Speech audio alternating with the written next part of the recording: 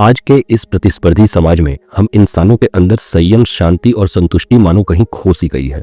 हमारा मन अशांत हो गया है। सामने वाले की खुशी देखकर खुश होने के बजाय हमारे अंदर जलन भाव बढ़ रहा है।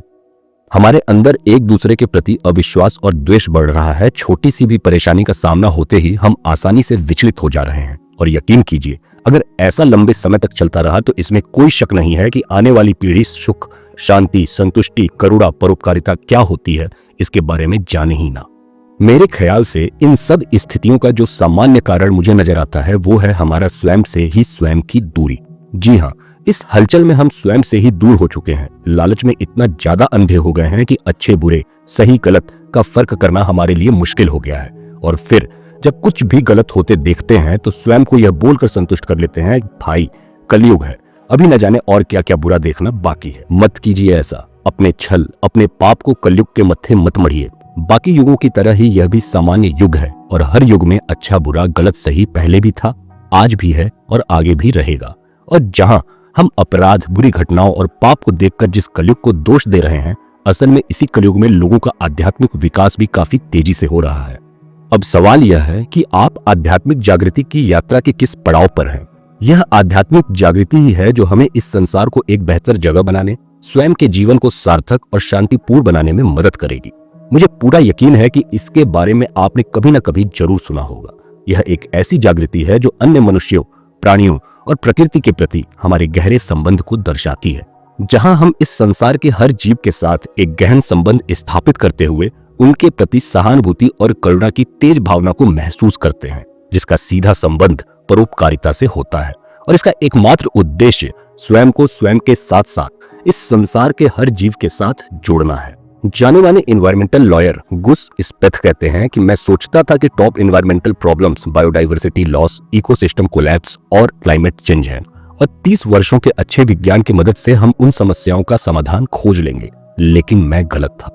टॉप इन्वायरमेंटल प्रॉब्लम्स तो लालच, स्वार्थ और उदासीनता है, और इनसे निपटने के लिए हमें आध्यात्मिक और सांस्कृतिक परिवर्तन की आवश्यकता है, जो हम वकील या वैज्ञानिक नहीं जानते हैं कि यह कैसे करना है। अब आप मुझे बताइए, क्या आपको वाकई में पता है कि आप कौन हैं? आपकी वास्तविकता क्या है? क्या आपको आपके जीवन के असल उद्देश्य, असल क्षमता के बारे में पता है?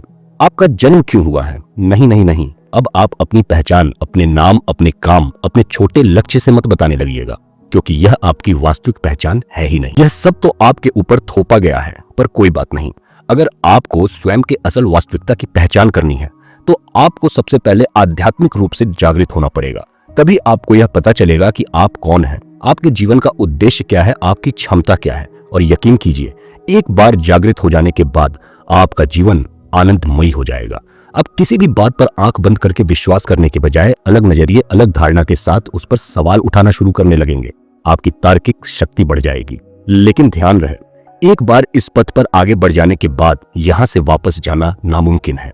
जबरदस्ती वाला नामुमकिन नहीं, बल्कि इस यात्रा में आप स्वयं आनंद में इतना ज्यादा सराबोर हो जाएंगे कि आपको वापस जाने की इच्छा होगी ही नहीं। इससे आगे बढ़ने से पहले अध्यात्म होता क्या है वो भी जानना जरूरी है। यह एक गुण है जिसमें मानव आत्मा या किसी भी प्राणी की आत्मा को भौतिक, शारीरिक और सांसारिक चीजों से काफी ऊपर माना जाता है। इसमें एक भावना, बोध और विश्वास की मान्यता शामिल होती है, जहां एक व्यक्ति की आत्मा सचेत रूप से जागरूक होते हुए यह स्वीकार करती है कि वो स्वयं से बड़े किसी महान ऊर्जा का एक छोटा सा हिस्सा है, और फिर उसी ऊर्जा के साथ वो आत्मा तालमेल बैठाकर अपना संपूर्ण जीवन आनंद और संतुष्टि के साथ व्यतीत करती है। ध्यान रहे, यह महान ऊर्जा हर इंसान के लिए अलग अलग हो सकती है। जैसे किसी के लिए ईश्वर या परमात्मा, तो किसी के लिए प्रेम या सौहार्द, किसी के लिए ब्रह्मांड या प्रकृति, तो किसी के लिए चेतना या अंतर्मन। मतलब यह वही अदृश्य शक्ति है जिस पर आप, मैं और इस संसार का हर एक प्राणी विश्वास करता है। अब मैथ्स की तरह आध्यात्मिक जागृति का कोई सेट फॉर्मूला नहीं है। जी हाँ, इस यात्रा का अनुभव हर इंसान के लिए अलग अलग होता है, जो आमतौर पर 5 चरणों में पूर्ण होती है, जहां हर एक चरण में अनूठे अनुभव, अलग अलग चुनौतियां और उपहार शामिल होते हैं। ऐसे में अगर आप भी आध्यात्मिक पथ पर बेहतर ढंग से आगे बढ़ना चाहते हैं तो सबसे पहले आपको इन चरणों को गहराई से समझना होगा, जो हमें जीवन के अमूल्य अनुभव और सबक के जरिए यह जानने में मदद करते हैं कि वास्तव में अभी हम आध्यात्मिक जागृति के किस चरण में हैं और कहां पहुंचना चाहते हैं। तो चलिए यह भी जान ही लेते हैं। आध्यात्मिक जागृति का पहला चरण एनार्ची यानी कि अराजकता होता है। जहां हमारे जीवन में कुछ ऐसी अप्रत्याशित घटना घटित होती है जो हमारे पूरे संसार को ऊपर से नीचे तक हिला कर रख देती हैं। घटना जैसे कोई खास रिश्ते का टूट जाना, या किसी लाइलाज बीमारी से ग्रस्त हो जाना, या फिर किसी ऐसे प्रिय को हमेशा हमेशा के लिए खो देना जिनके बिना हम जीवन की कल्पना भी नहीं कर सकते हैं, और हम हतोत्साहित होकर भ्रमित, अकेला और चिंतित महसूस करने लगते हैं। लेकिन असल में यह घटनाएं हमें गहरी नींद से उठाने के लिए ब्रह्मांड द्वारा उस थप्पड़ की तरह होती हैं जो हमारे पैरों तले जमीन खिसकाकर हमें नींद से जगाती हैं। मतलब साफ है, अगर कोई विपत्ति, कोई परेशानी जीवन में आई है तो समझ जाइएगा कि अभी आप वो नहीं कर रहे या वहां नहीं पहुंचे हैं जिसके लिए आपका जन्म हुआ है। और इन्हीं आंतरिक झटकों के माध्यम से हमें हमारे अहंकार का भी एहसास होता है। छोटी सी उपलब्धि पाते ही हमें यह लगने लगता है कि यह हमने अपने दम पर हासिल किया है, जबकि ऐसा नहीं है। कोई बड़ी सफलता हासिल हुई है, कोई बड़ी जिम्मेदारी मिली है, तो समझ जाइए कि इस ब्रह्मांड ने आपको चुना है। आपको चुना है आपके ही जरिए औरों का भला करने के लिए, उनकी मदद करने के लिए। लेकिन हम यह सब भूलकर स्वयं के ही अहंकार में मदमस्त होकर अपना नियंत्रण खोने लगते हैं। भले ही हमारे पास जब कुछ नहीं था तब हमने स्वयं से यह वादा किया था कि हम चाहे कितने बड़े और सफल क्यों ना हो जाए, कभी अहंकार नहीं करेंगे। लेकिन इस वादे के बाद भी हम अहंकारी कब बन जाते हैं हमें पता ही नहीं चलता। खैर, आपके जीवन में आने वाली अराजकता इस बात का संकेत है कि आपके आध्यात्मिक जागृति के यात्रा के पहले चरण की शुरुआत हो चुकी है। आध्यात्मिक जागृति का दूसरा चरण स्पॉन्टेनिटी यानी कि सहजता होता है। जी हाँ, इस यात्रा में अराजकता के तुरंत ही बाद दूसरे चरण में सहजता से सामना होता है। अब जरूरी नहीं है कि हर किसी को आध्यात्मिक जागृति से पहले अराजकता का ही सामना करना पड़े, क्योंकि कई लोग ऐसे भी होते हैं जो बिना किसी कष्ट या पीड़ा, बिना किसी त्रासदी के, बस एक सुंदर और प्राकृतिक एहसास के साथ बेहद सहज तरीके से पहले चरण को स्किप करते हुए आध्यात्मिक जागृति की यात्रा के दूसरे चरण में प्रवेश कर जाते हैं। उदाहरण के लिए माइकल सिंगर को ही ले लीजिए, जो एक प्रतिष्ठित आध्यात्मिक शिक्षक के साथ साथ लेखक भी हैं। उनके आध्यात्मिक यात्रा की शुरुआत तो स्वयं के आत्मज्ञान के माध्यम से लिविंग रूम में बैठे बैठे ही हो गई थी, जो इस बात का प्रमाण है कि स्वयं को आध्यात्मिक रूप से विकसित करने के लिए जरूरी नहीं है कि हर किसी को कष्ट, दुख, दर्द या पीड़ा का सामना करना ही पड़े। और इस बात को ध्यान में रखते हुए आज कई लोग बेहद सहज और सरल तरीके से आध्यात्मिक जागृति की यात्रा की शुरुआत कर भी चुके हैं, जो सामूहिक मानव चेतना के सबसे बड़े बदलाव का संकेत है, जिससे साफ पता चलता है कि जीवन में आने वाले सकारात्मक परिवर्तन हमेशा दर्द के माध्यम से ही नहीं, बल्कि स्वाभाविक रूप से सुबह के धूप की तरह भी आ सकते हैं। ऐसे में यह ध्यान रखिए कि आध्यात्मिक जागृति के लिए परेशानियों का इंतजार नहीं करना है, बल्कि बिस्तर पर लेटे हुए भी आप स्वयं के अस्तित्व से संबंधित गहरे सवाल पूछकर इस यात्रा की शुरुआत कर सकते हैं। सवाल जैसे, मेरे जीवन का उद्देश्य क्या है?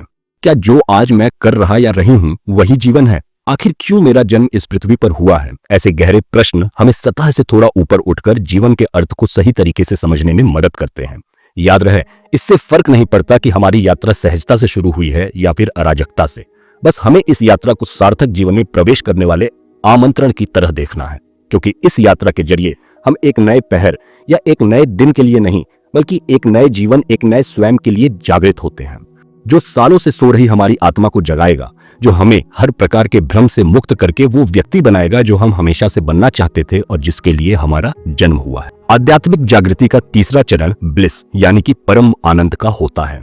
यह हमारे आत्मा का सुनहरा चरण होता है जो ठीक सहजता के बाद आता है, जहां आत्मचिंतन, आत्ममंथन, आत्मनिरीक्षण और आत्मबोध के माध्यम से हम आध्यात्मिक जागृति की यात्रा में एक और कदम आगे बढ़ाते हैं। एक बात जान लीजिए, हर प्रश्न का उत्तर, हर समस्या का समाधान और हर दुख की दवा हमारे अंदर ही मौजूद है, जिसके बारे में हम स्वयं से बात करके आसानी से जान सकते हैं। और एक बार जब हम इस कला में निपुण हो जाते हैं तो दिखने वाली हर एक आंतरिक और बाहरी चीजें इतनी साफ नजर आने लगती हैं मानो जैसे उन्हें गर्म उज्जवल रोशनी से धोया गया हो। हाँ, हम स्वयं को केवल एक जीव की तरह नहीं, बल्कि इस ब्रह्मांड के हर रहस्य को जोड़ने वाले पूर्ण बिंदु की तरह महसूस करते हैं।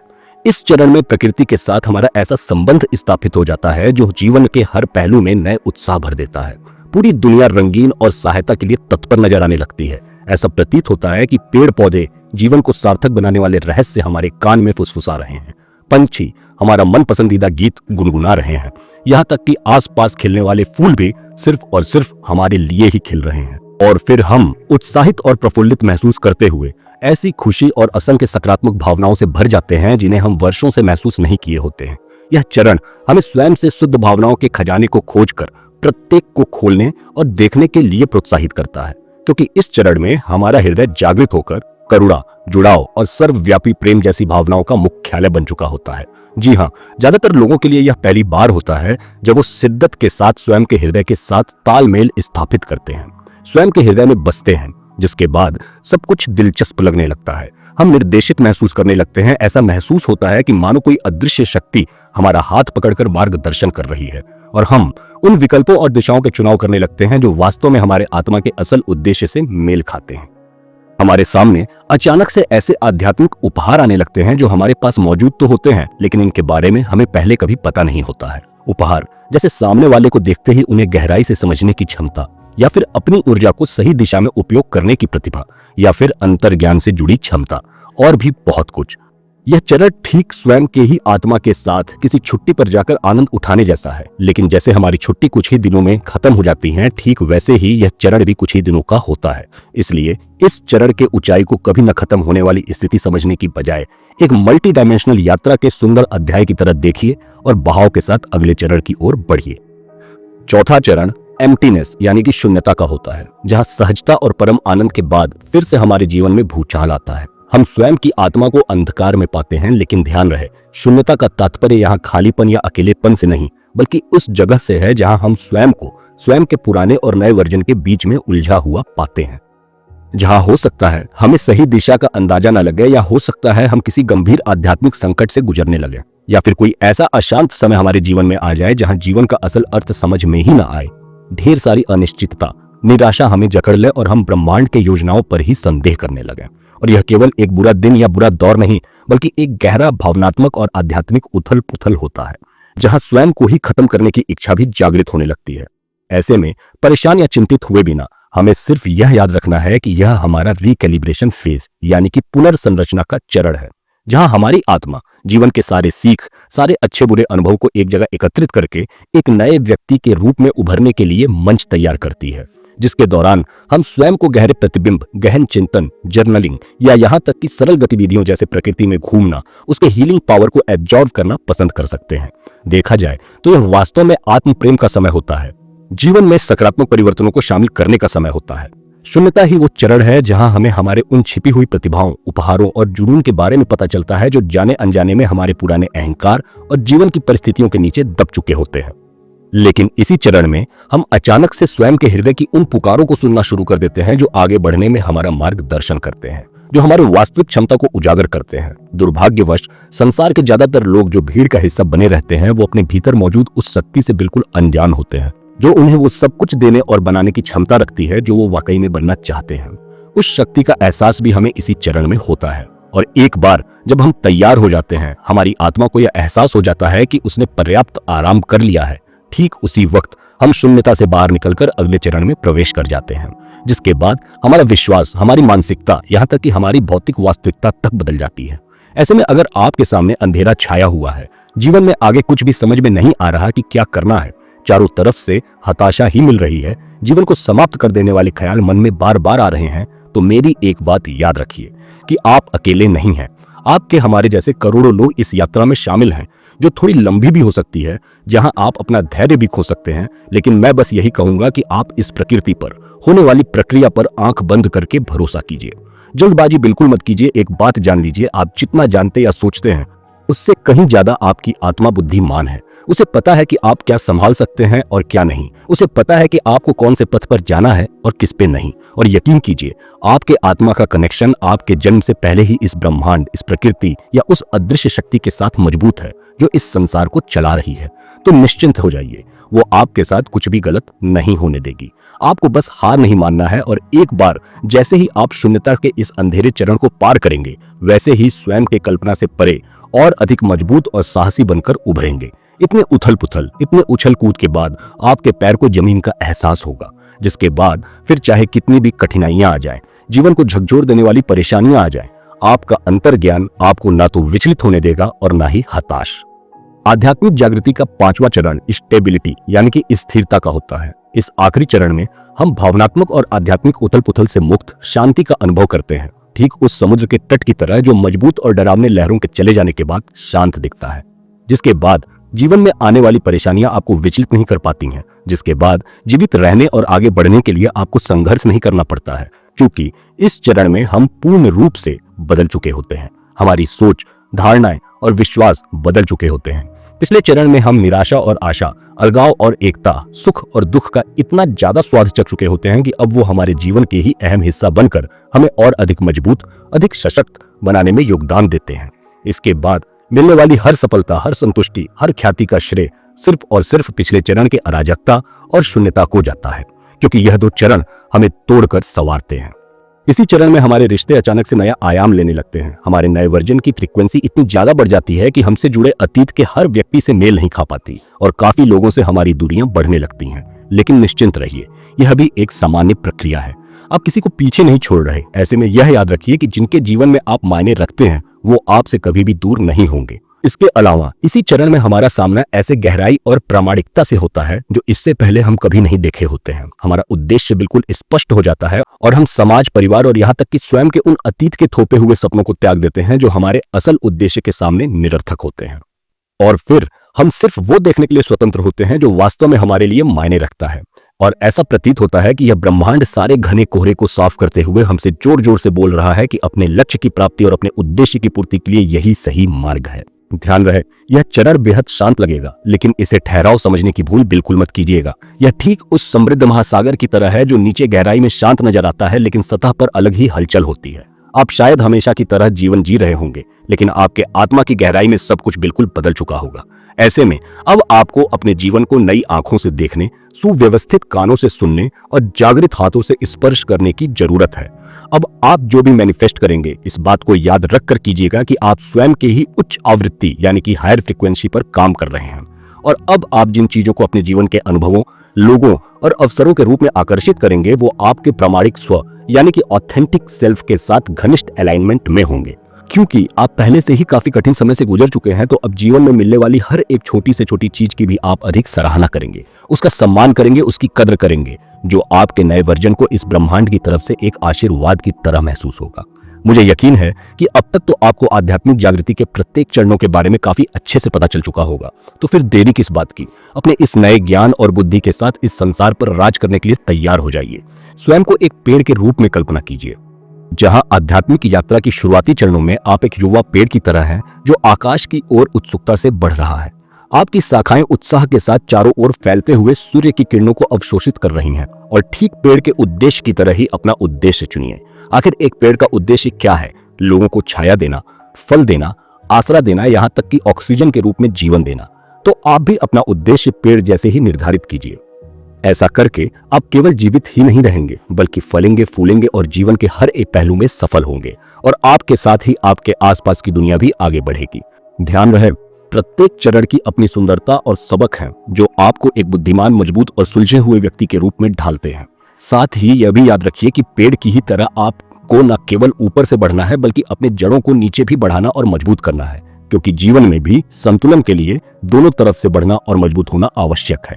बेशक आसमान को छूने का जज्बा रखिए, उसे छूइए भी, लेकिन उस ताकत को कभी मत भूलिए जो जमीन पर टिके रहने से हासिल होती है। ध्यान रहे, मैं फिर दोहरा रहा हूं, हर किसी की यात्रा अलग अलग होती है, उनके चरण अलग अलग होते हैं। तो आप अभी जिस चरण में हैं उसे स्वीकार करके गले लगाइए। उम्मीद है जो संदेश मैं आप तक पहुंचाना चाहता हूं वो आप तक पहुंच चुका है।